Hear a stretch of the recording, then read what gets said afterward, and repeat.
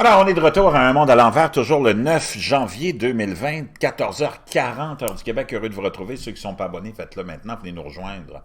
Imaginez-vous qu'un physicien affirme que les astronautes courent un risque d'électrocution en se rendant sur la Lune.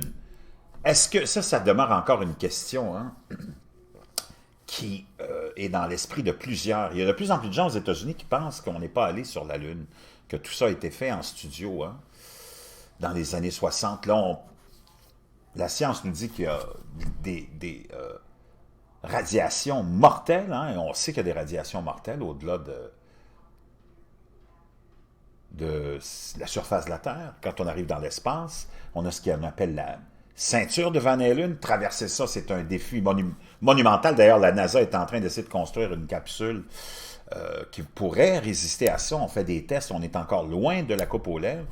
Comment ça se fait qu'on est allé là-bas dans les années 60 avec une technologie beaucoup moins avancée, sans casse-tête, sans se poser de questions, avec des astronautes qui étaient habillés en tutu puis en bas nylon. Et là, tout soudainement, ça devient un casse-tête incroyable. Et il n'y a personne d'autre qui est allé, d'ailleurs, mis à part les Américains, dans les studios de Walt Disney, si vous voulez mon idée.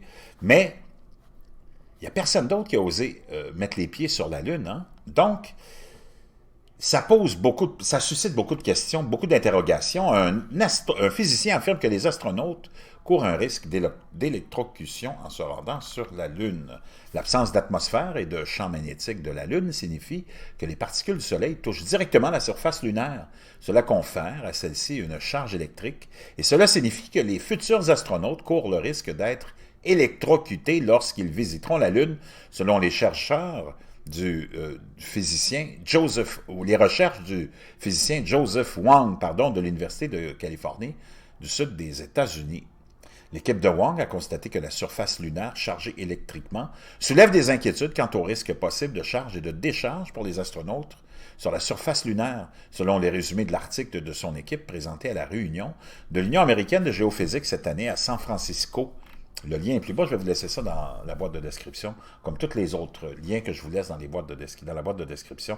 Ce n'est pas sans rappeler, dans une moindre mesure, le choc électrostatique que vous ressentez lorsque vous vous êtes frotté les chaussettes sur un tapis et que vous touchez une poignée de porte métallique, sauf que sans atmosphère, vous n'auriez même pas besoin d'entrer en contact avec la poignée de porte sur la Lune. Alors la question que vous devez vous poser actuellement est pourquoi les astronautes n'ont pas encore été électrocutés? Car les ondes qu'ils ont visitées lors des précédentes missions étaient baignées par la lumière directe du Soleil selon Wang. Et les photons de cette lumière ont aidé à équilibrer la charge autrement négative de la surface, rendant les chocs beaucoup moins probables. La NASA veut faire atterrir des humains sur le pôle sud de la Lune, où la lumière du Soleil frappe à un angle faible, où des régions ombragées en permanence qui contiennent de la glace et de l'eau, ou de la glace d'eau plutôt.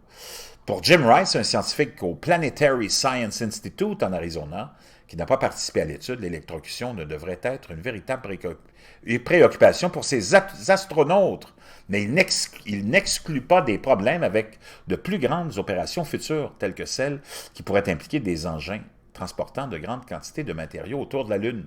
Les résultats de cette étude présentée récemment à la réunion annuelle de l'Union américaine de géophysique à San Francisco. Le lien est là, je vais vous laisser tout ça dans la boîte de description. Bonne lecture, mais ça soulève encore beaucoup de questions, cette histoire de mission Apollo, n'est-ce pas?